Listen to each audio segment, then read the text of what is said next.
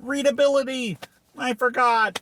Last video I was talking about 3 things that I would think toolboxes need, and my thesis of the last video was that RPG rulebooks should be less rule books and more a series of tools or core mechanics that can be modular and flexible enough that you could use in a variety of situations. And I said, I treated this almost as if it's an advancement of rulings over rules.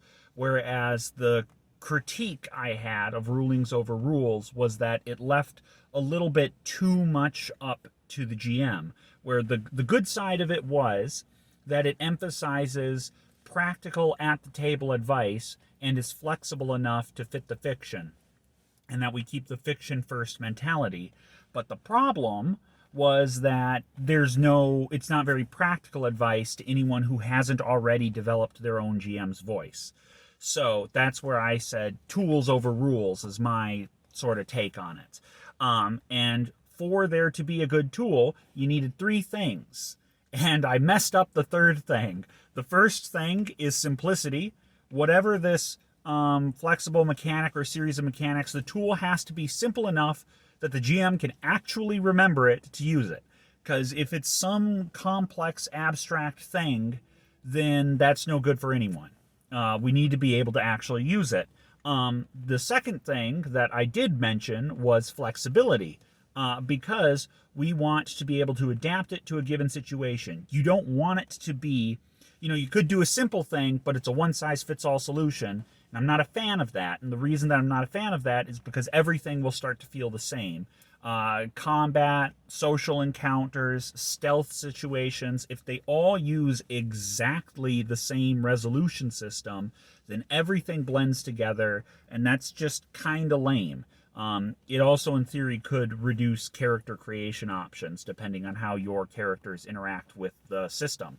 So you need it to be a little bit flexible so that you can there has to be enough room for modularity so you can add certain bits of the rules and remove certain bits of the rules while still being simple, which is easier said than done, but that is the ideal.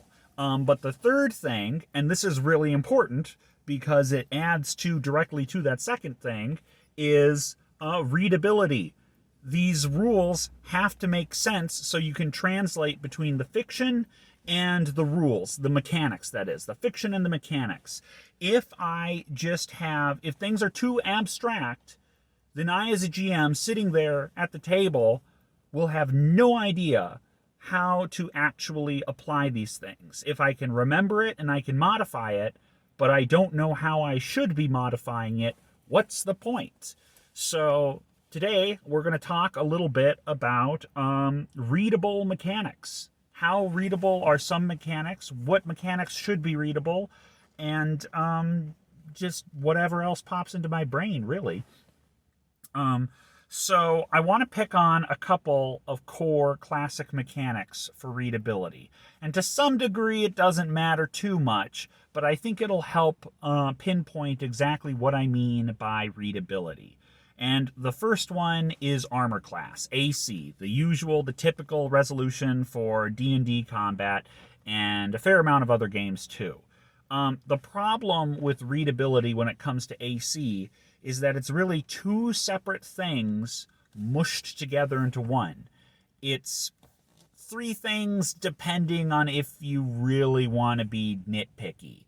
And but really the 2 things are how dodgeable you are. No, wait, the reverse of that. How good you are at dodging, not how much someone else could dodge you. How good you are at dodging, evading an attack, being quick on the feet, and 2, how much your armor does or shields does to deflect blows. And that also, if you've got like parrying stuff, and I think there's a fighting style that has like defensive style also. I'm pretty sure I had that on one of my characters. But that also implies like some parrying going on in there too. So it's dodging and deflecting.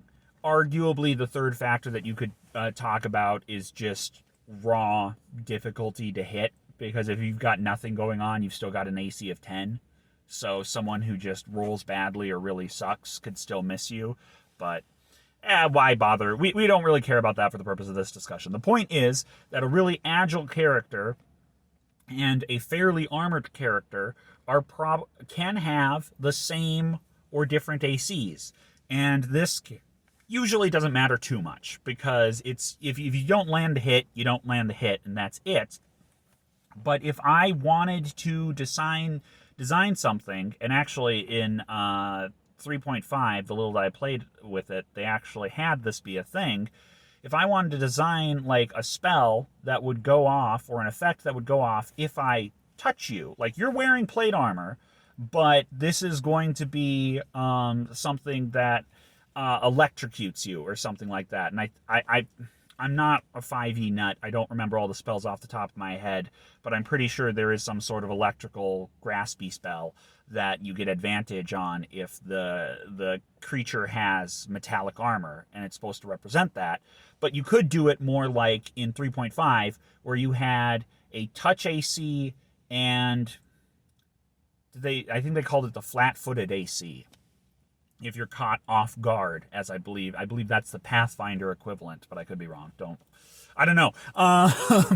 But the point is that one will be how difficult it is to get through your armor, so you're not dodging, but you got your armor, and the other one is how difficult it is to touch you. So armor doesn't matter, because I'm still touching your armor. I'm still touching you, but you're not getting your dodge in that.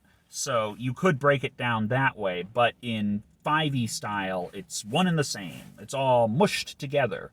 So ignore practicality for a moment. That was an example of how it could be practical, is if I had like a melee spell that the arc leaps out and it touches you, or something like that. Like all I have to do is get contact with you, and then it doesn't matter if you've got armor, because it's electricity. It'll just go through the armor. Doesn't matter. That would be a time practically where you'd care to differentiate those, which admittedly isn't too often in D&D, but you could make it more important.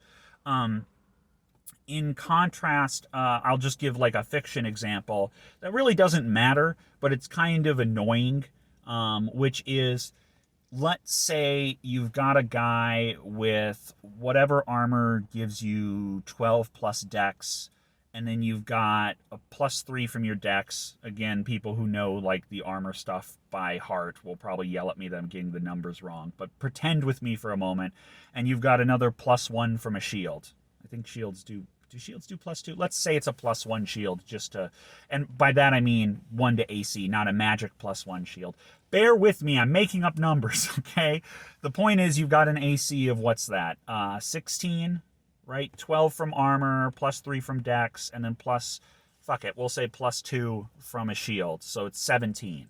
And then the creature rolls a 15. So it doesn't hit you and doesn't do damage. Practically, in game terms, who cares? But if you wanted to describe that fictionally correctly, what happened? Did it bounce off the armor? Was it dodged? Was it deflected with the shield? Again, I know mechanically it doesn't matter, but this is my point. This is what I mean by readability, is translate that math into a story for me. And you can't really say, at least not without getting like really nerdy about the details, which you're not going to do in a heated moment of the game when like you're mid-combat. In contrast, if we had, instead of AC, it was like, we just called it evasion, and it was purely based on your dexterity, and armor was a damage soak or a damage resistance thing like other systems do, that is much clearer in terms of readability. Oh, you missed? That means you missed. The defender evaded the attack. But if they hit, then you roll your damage and you reduce it by whatever the armor's damage reduction value is. And if it's reduced to 0, then we know, well, the armor took the blow, and that's the reason why you're not getting hurt. So that's an example of a much more readable mechanic. And I think that's important, especially if you're going to do the toolbox approach that I talked about last time. Now, what things need to be readable is part of a bigger discussion, and I would lump that in with like what skills do you need for your game. The very, very short version of that is, and because I'm not going to do it for this video, but the very short version of that is, I disagree with the idea of trying to make a generic system. I guess you can, but I think you're going to have a hard time. I think you should pick a genre and a default style of play so that you can design around that. And so at a very basic level, like what skills matter? What skills are you actually going to use? Because you could design an unlimited amount of skills, but who cares? And how do those skills apply? For example, the game that I have run the most is Vampire the Masquerade 20th Anniversary Edition. Granted, I've also gotten most of the, or not most, but a lot of the rules wrong a lot of the time, and I don't know that I play it the way that everyone else or that the game wants me to play it. But that's a different story too. What I want to bring up with it is that there's a lot of skills in there that the way I run the game, I have no practical use for it, or it's so niche that it barely matters. One of those is actually just came up in a session that I ran just 2 days ago, which was the expression skill. It's just called expression. And I probably should, if I wasn't filming in my car, I'd bring out the rule book and actually check what they say.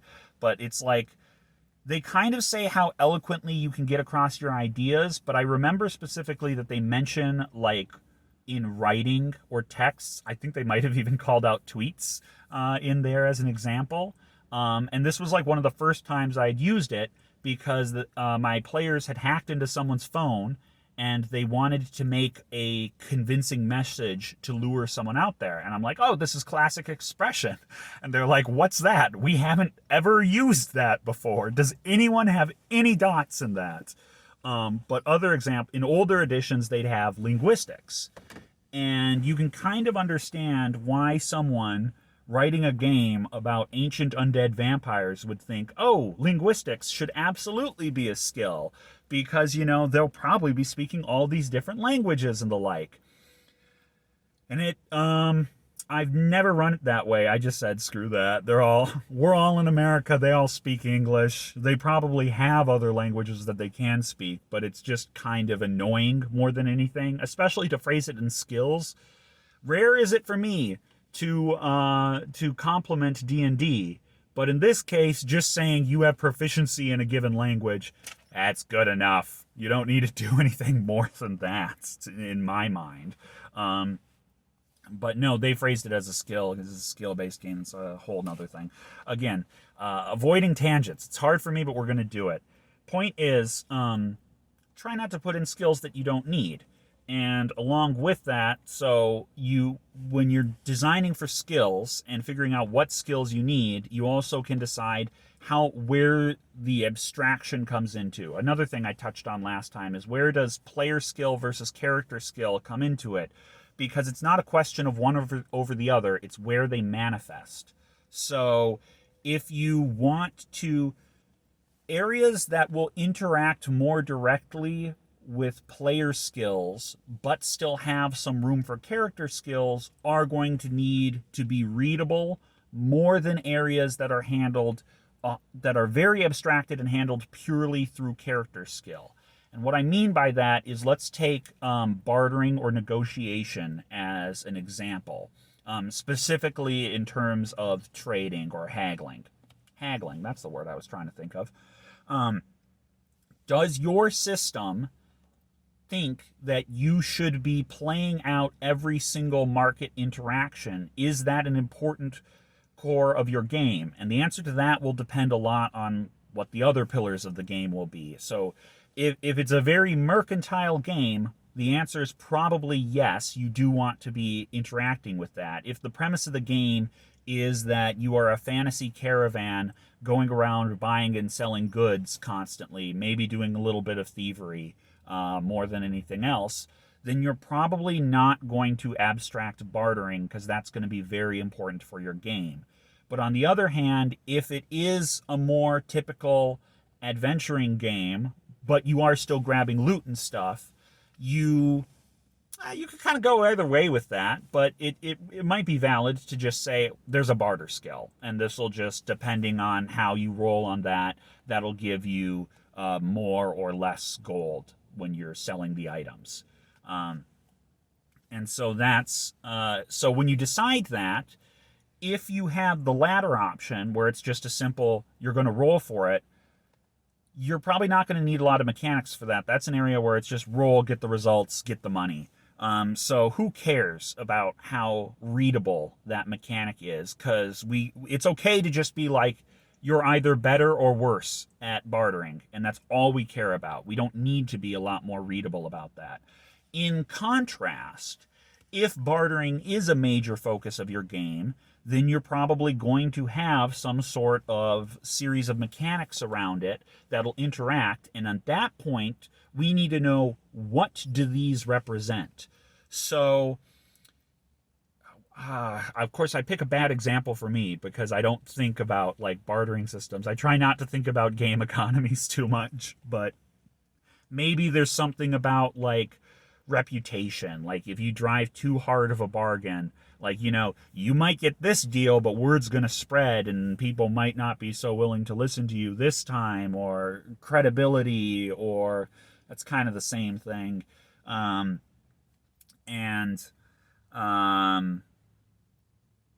don't know. I can't think of good examples, but there might be a couple of different factors.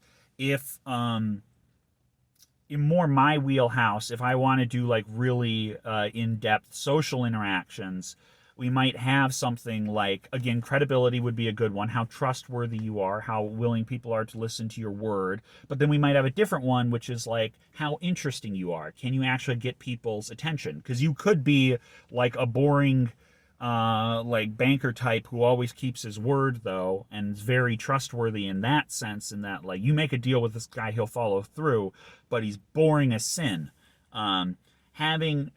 If you were abstracting out the social dynamics, because social dynamics is not very important for your game, who cares that, being interesting is a +1 and being credible is also a +1, and they go into the same pool? Who cares about that? That's fine. And I agree, that's fine. But if you want social mechanics to be, or social interaction or manipulation to be an important part of your game, maybe those should apply in different places or have different effects. And that's what I mean by readable, is that they will be treated different in a way that is understandable. Maybe if you're annoying the person that you're talking to, does that affect, what effect does that have? Is it more likely to decrease their patience so that they don't listen to you more, or does that close down whether or not they're even open to what you're saying? Can you is there room in your system for a technique like it is somehow both persuasive and annoying, for example, and they'll just say, oh, fine, I'll sign the order or whatever, now get out of my face, and so it's kind of a high risk, high reward maneuver. Can you do that? And if you can, what does that look like in your system?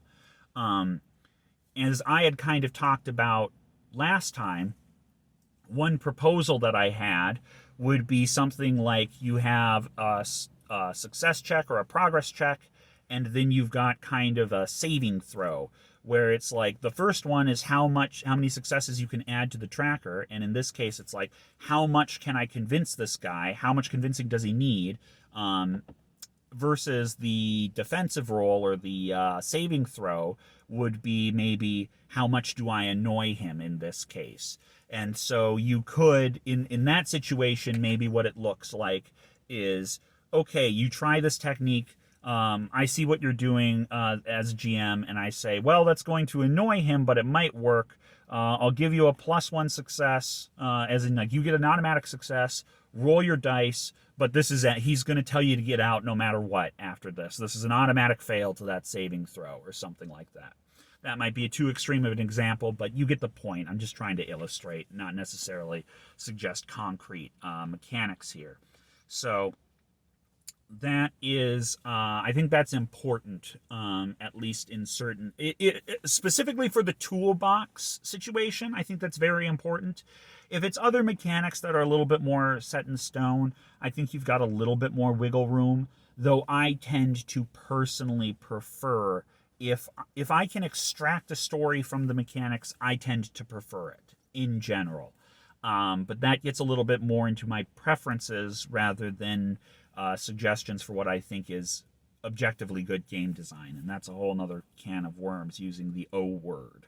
But I'll just leave off with two other examples of mechanics that I don't think are particularly readable, and possibly some suggestions for how they might look more readable, to try and drive home the idea of what do I mean by readable, since that's the topic of the video. So the other one, and this isn't necessarily not readable, it's just it has weird implications, and that's HP. Yeah, I'm gonna get on the train of hating on HP too. And actually I don't entirely hate HP, but it's really bloated HP is where the problem comes in. Because if you're, a low-level character and you've got 20 to 30 HP, it's not strange to be like, you can take a couple of blows from a sword before you go down.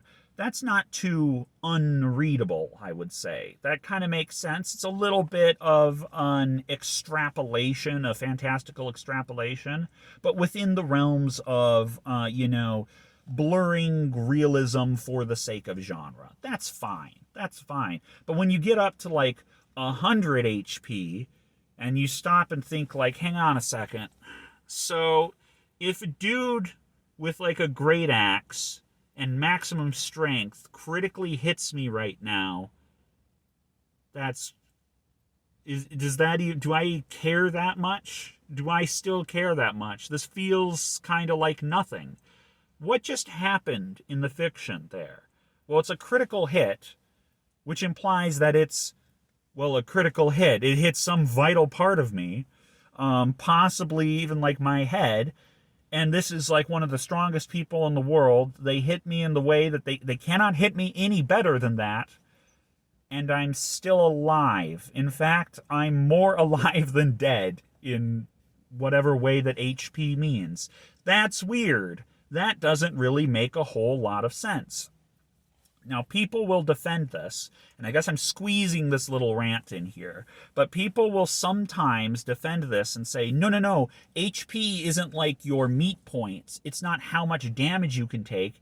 It's actually kind of like your stamina and battle awareness, and the more the fight goes on, the more it's worn down, so you didn't really get hit. What actually happened was like you just dodged out of the way in the last second, but it cost you some stamina and endurance and awareness, and that's what being hit in D&D. No, it's not. Okay, this is false. First off, because what's the difference between dodging a great axe and a rapier? I would humbly suggest, especially in like exaggerated fantasy land, that it's actually harder to dodge a rapier than it would be a great axe. Again, especially in exaggerated fantasy where it's like charging up the great axe, now I'm going to swing it at you. Like I probably can see that coming and dodge it fairly more easily than I can like a rapier that's going to be thrusting at me. It's long. It's not necessarily clear like what exact direction it's going to be thrusting at me, and so it's probably harder to predict its movement and to get out of the way. Which does more damage in D&D? Well, a great axe does. That doesn't make sense if what we're measuring is how much it takes to dodge out of the way. But even more to the point is that there are effects that only make sense if they happen on physical contact. And as a guy who played Paladin for a long time, gotta bring it up, Smite. Is Smite mean that my strike is more accurate and therefore harder to dodge? And how come it's even harder to dodge if you're an undead? Because my Divine Smite does more damage, it reduces our hit points more against the undead. The obvious answer is that this is supposed to be damage. Yes, as in physical integrity. That is what it's supposed to mean. because when I hit you and make contact, I can then channel my divine energy into your body that I am touching right now. And if you are an undead, it is particularly hurtful for you. So none of this HP apologia. I'm sorry. It is meat points. It is your structural integrity. And don't even make me get started on things like psychic damage, for example, that somehow go into the same pool and the same category as getting smacked in the face by a giant boulder. HP, when bloated, is not particularly readable. And actually, I think that psychic damage bit is even more important than that. It's the same pool. How come if I've got a stupid barbarian that has the intelligence of the dump stat but is really tanky, and yes, I know that the one thing that the one totem can't get resistance against is psychic, but nevertheless, they will have a large HP pool. And so a dumb as rocks barbarian, I do whatever mind blast I have at them, and based on their level and class, they are more survivable to that compared to like the really smart wizard, for example. That doesn't really make sense, but it is the mechanic that we have. So, but I picked on D&D a lot, and it won't stop. I will keep doing that later, but not this video. We're actually going to switch it up and talk about a game that I mostly like, but, sorry, I'm going ahead of myself. What would HP better look like in terms of translatability? Well, you could actually adopt, for example, that dodging concept. You would have to rework it, but you might say, like, don't have damage rolls, but have 2 phases instead. Roll the attack roll, and based on like weapon type and whatever, you've got a number of like dodge points or endurance points. And when they do that, it like doink, doink, doink, doink, doink goes down.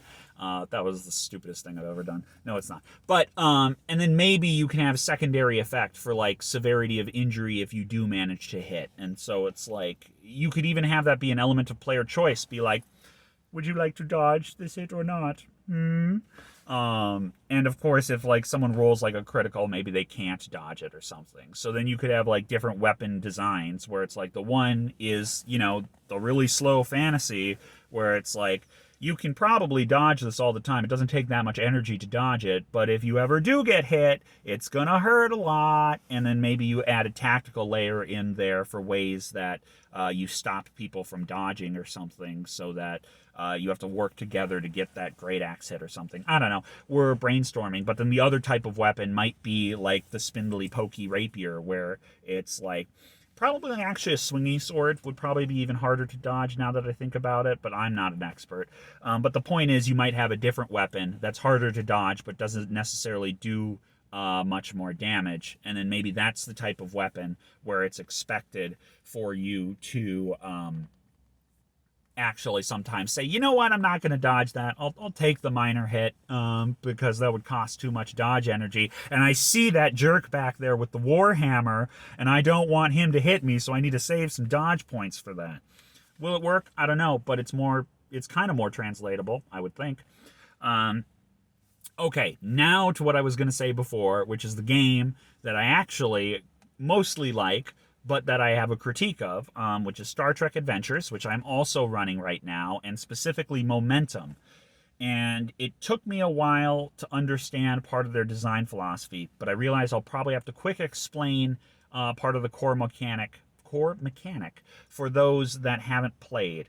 We won't get into the dice, but like a dice pool system, which it kind of is but kind of isn't, you can get a number of different successes. And so difficulty would be like you need 2 successes is the standard, but it could be any between 1 and 5. Actually 0 and 5, but we don't need to get into that.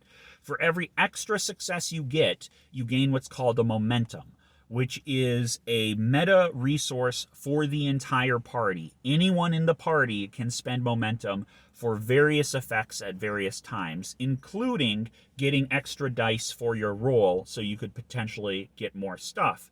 But another use of momentum, and this is the part that I really want to get to, is that if you make a successful roll, many things, including attacks and other systems that the game has, will let you spend momentum for effects. So, for example, doing more damage on a hit, or doing some, or like piercing armor, for example. Those are common ones that you can do in combat to keep things simple and relatable. But that comes from the momentum pool. And this is an example of what I would say is not a readable mechanic, because momentum is supposed to kind of be, first off, it's very meta, so already it's not super readable. But in theory, the thin narrative justification is like, they do actually say that you can only spend it if you're in contact with your team.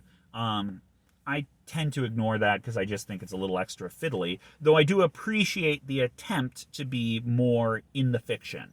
And the justification is like, the better you do, like you kind of inspire your team, you're working together, so it's the momentum your team generates. If one guy's doing real good, you know, it's kind of the sense of camaraderie and like, we're actually accomplishing this, you know, boosts the morale or whatever the case is, and you perform better too.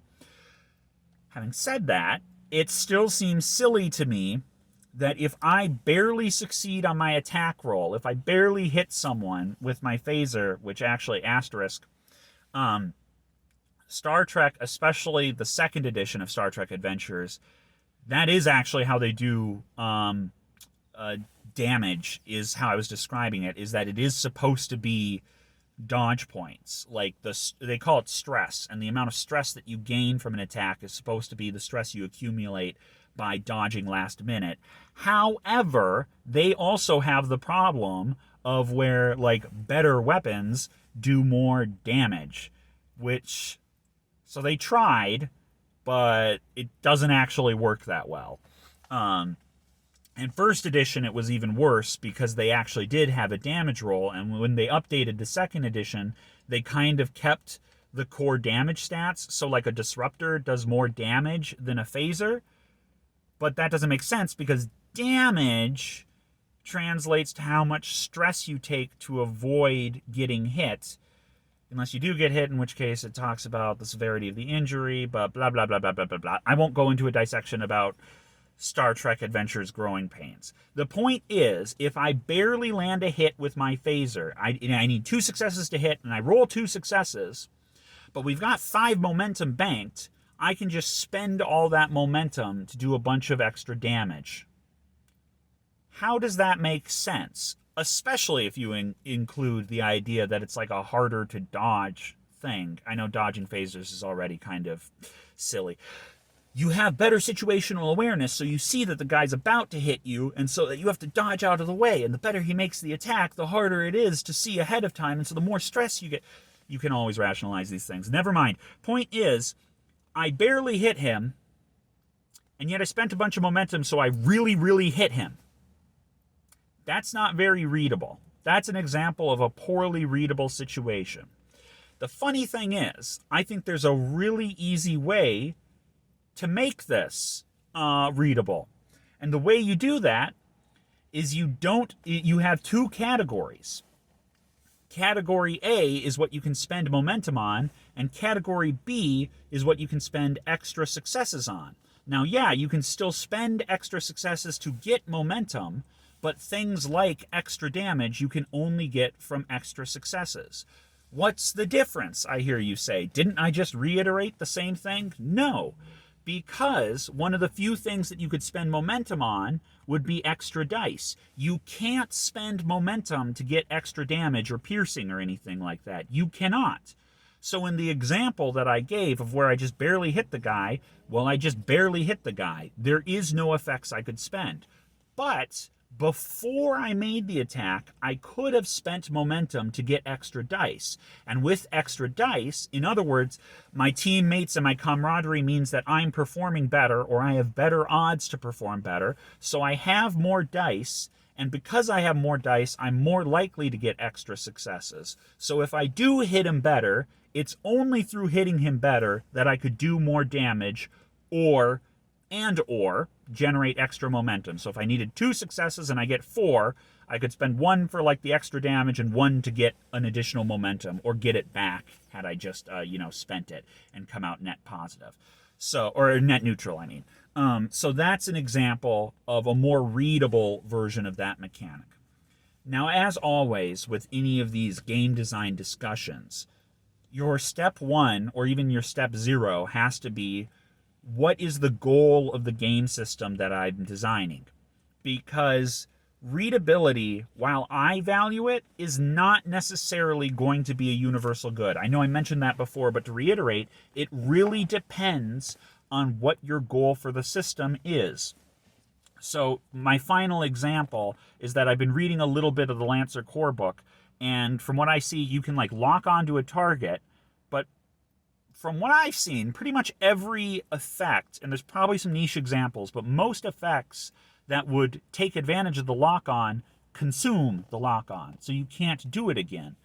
And that doesn't really make a lot of sense to me in terms of the fiction. Like, if my buddy has like a laser targeting system on the guy, surely that'll just last until he doesn't, like until he loses line of sight or whatever the case is. Like, why? Especially because, and especially for his own things. Like, if he's locked onto the target, why can he not?